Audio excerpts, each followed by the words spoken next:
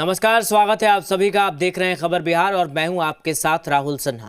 बिहार विधानसभा का कल से बजट सत्र शुरू हो रहा है और इससे पहले कल नीतीश कैबिनेट का विस्तार हुआ है, जिसमें बीजेपी कोटे से 7 मंत्रियों ने शपथ ली और अब आज उनके विभागों का बंटवारा होना है। दोपहर बाद आज विभागों का बंटवारा भी हो जाएगा। वहीं कई पुराने मंत्रियों के बंटवारे से जुड़ी बड़ी खबर सूत्रों के हवाले से आ रही है। बताया यह जा रहा है कि मंत्रियों के विभागों में फेरबदल करने पर बीजेपी विचार कर रही है। बंटवारे में 2 फॉर्मूले पर बीजेपी काम कर रही है। इतना ही नहीं, दोनों फॉर्मूले पर बीजेपी का शीर्ष नेतृत्व मंथन कर रहा है। अगर फॉर्मूले की बात करें तो सूत्रों के हवाले से पहला फॉर्मूला ये है कि कृषि, वन, पर्यावरण, कला, संस्कृति, पर्यटन, विधि, राजस्व एवं भूमि सुधार जैसे विभाग में ही नवनियुक्त मंत्रियों का बंटवारा हो। वहीं दूसरे फॉर्मूले की अगर बात करें तो बीजेपी के कोटे में नए पुराने मंत्रियों के विभाग में फिर बदलाव हो। इसके साथ ही परफॉर्मेंस और सीनियरिटी का भी ध्यान रखा जाएगा। अब आपको ग्राफिक्स के जरिए नवनियुक्त मंत्रियों के बारे में बताते हैं। कल कौन कौन से मंत्रियों ने शपथ ली और इस कैबिनेट विस्तार में जातिगत चौसर को कैसे साधा गया। संजय सरावगी, जो मिथिलांचल में पार्टी का प्रमुख चेहरा है। सुनील कुमार लगातार 2005 से विधायक हैं। मोतीलाल प्रसाद ने भी मंत्री पद की शपथ ली। वैश्य समाज में उनकी अच्छी पकड़ है। जीवेश मिश्रा ने भी मंत्री पद की शपथ ली। उनकी छवि फायर ब्रांड नेता के रूप में है। कृष्ण कुमार मंटू की बीजेपी संगठन में अच्छी पकड़ है और राजू सिंह को राजपूत कोटे से मंत्री बनाया गया है।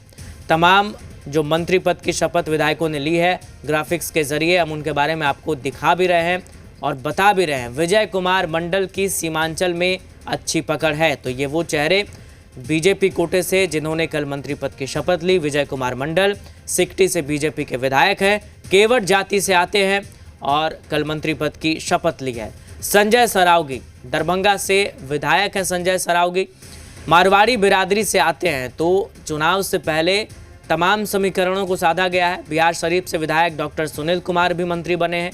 कोयरी समाज से आते हैं, कोयरी जाति से आते हैं। मोतीलाल प्रसाद ये रीगा से विधायक हैं, मंत्री बनाए गए हैं। तेली जाति से संबंध रखते हैं। जीवेश कुमार मिश्रा जाले से बीजेपी विधायक हैं और इन्होंने भी कल मंत्री पद की शपथ ली है। भूमिहार जाति से ये आते हैं। हमारे साथ हमारे सहयोगी सनी लाइव जुड़ गए हैं। सनी, कल कैबिनेट एक्सपेंशन हुआ, मंत्रियों ने शपथ भी ले ली। अब विभागों का बंटवारा होना है और बताया ये जा रहा है कि आज ही विभागों का बंटवारा दोपहर बाद हो जाएगा। क्या जानकारी आपके पास है विभागों के बंटवारे को लेकर? जी बिल्कुल राहुल, आपने सही कहा। आज शाम तक सारी चीज़ें क्लियर हो जाएगी और सूत्रों के मुताबिक जो जानकारी निकलकर सामने आ रही है, भारतीय जनता पार्टी के जो शीर्ष नेतृत्व है वो लगातार मंथन कर रहे हैं।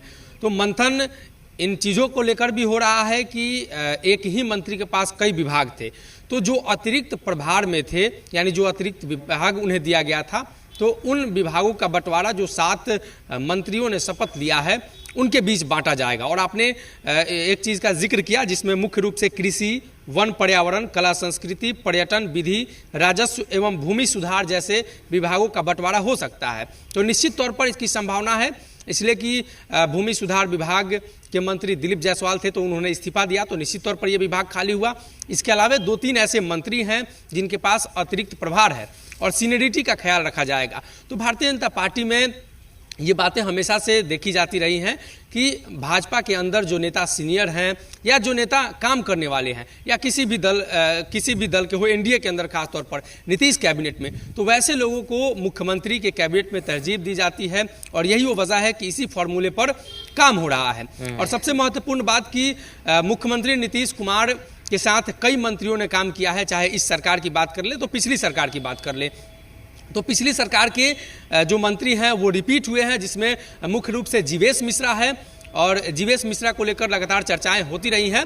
तो ऐसे में उन लोगों को वैसे विभाग दिया जाएगा और खास तौर पर परफॉर्मेंस उनका पिछला जो रहा है तो उसी के तर्ज पर विभाग दिया जाएगा। तो ये कह सकते हैं कि शाम तक आज सब कुछ स्पष्ट हो जाएगा, सब कुछ क्लियर हो जाएगा। भाजपा ने जातीय समीकरण को साधा ही है, इसके अलावा उस समीकरण को भी साधा जाएगा जिसके जरिए जिस क्षेत्र में उन चीज़ों की समस्या ज़्यादा है। अगर सीमांचल के क्षेत्र की बात कर ले, मिथिलांचल की बात कर ले, उत्तर बिहार, दक्षिण बिहार, तो इन क्षेत्रों में जिन विभाग के कार्यक्रम ज़्यादा होते हैं। अगर खास तौर पर दरभंगा के इलाके की बात कर ले तो वो जो बाढ़ प्रभावित इलाका है, तो वैसे नेताओं को तरजीह दी जाती है जिनको उस विषय में विशेष जानकारी हो। तो यही वो वजह है कि मुख्यमंत्री नीतीश कुमार के कैबिनेट में वैसे लोगों को जगह भी दी जाती है और वैसे लोगों को वैसा मंत्रालय भी दी जाती है ताकि वो काम सही तरीके से कर पाएं जिनको उस संबंध में विशेष जानकारी हो। तो अनुभव और परफॉर्मेंस के आधार पर भी ये विभाग का बंटवारा होना है, तो निश्चित तौर पर शाम तक का इंतजार करना होगा या उससे पहले ही क्लियर हो सकता है। जी बिल्कुल। और जिस तरीके से चुनाव से पहले कैबिनेट का एक्सपेंशन हुआ है, सभी समीकरणों को साधा गया है, जातीय समीकरण को ध्यान में रखा गया है। क्षेत्र की अगर बात करें, सीमांचल, मिथिलांचल, हर किसी का ख्याल रखा गया है। कितना असर इसका पड़ता दिखेगा? बिल्कुल इसका असर पड़ता दिखेगा। अगर पिछले चुनाव के ग्राफ को अगर आप उठाकर देखेंगे तो एनडीए गठबंधन के लिए कुछ क्षेत्र काफ़ी कमजोर रहे थे। अगर शाहाबाद को ही देखें तो लोकसभा चुनाव के अंदर शाहाबाद में एनडीए का जो परफॉर्मेंस रहा वो काफ़ी डल रहा, और यही वजह है कि शाहाबाद के इलाके से माले हो, राजद हो या महागठबंधन के जो प्रत्याशी हो, तो 3 से 4 सांसद जीतकर सामने आए थे। और भाजपा का जो मजबूत कैडर जहां पर है, तो भारतीय जनता पार्टी उस कैडर को कमज़ोर नहीं करेगी, और यही वो वजह है कि भाजपा ने तमाम जगहों से लोगों को लाया है और जातीय समीकरण को भी भाजपा ने भुनाया है।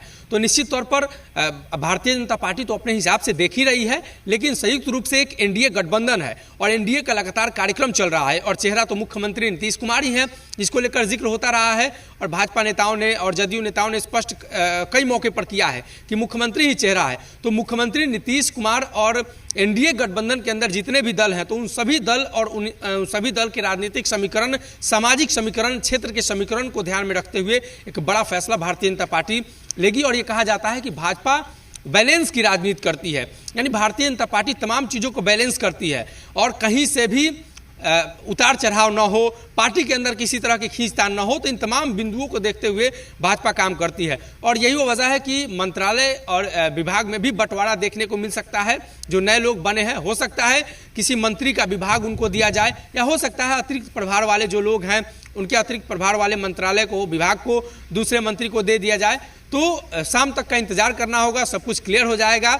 और अंतिम निर्णय ये मुख्यमंत्री नीतीश कुमार को लेकर जो चर्चाएं होती है कि मुख्यमंत्री ही अंतिम निर्णय करते हैं, लेकिन निश्चित तौर पर भारतीय जनता पार्टी के साथ मंत्री बने हैं, तो भाजपा का हस्तक्षेप और भाजपा का समीकरण भाजपा के शीर्ष नेतृत्व तय करेगी।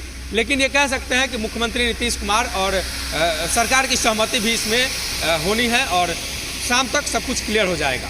जी चलिए ठीक है, बहुत शुक्रिया आपका फिलहाल तमाम जानकारी के लिए, जुड़ने के लिए। तो आज शाम तक सब कुछ क्लियर हो जाएगा किस मंत्री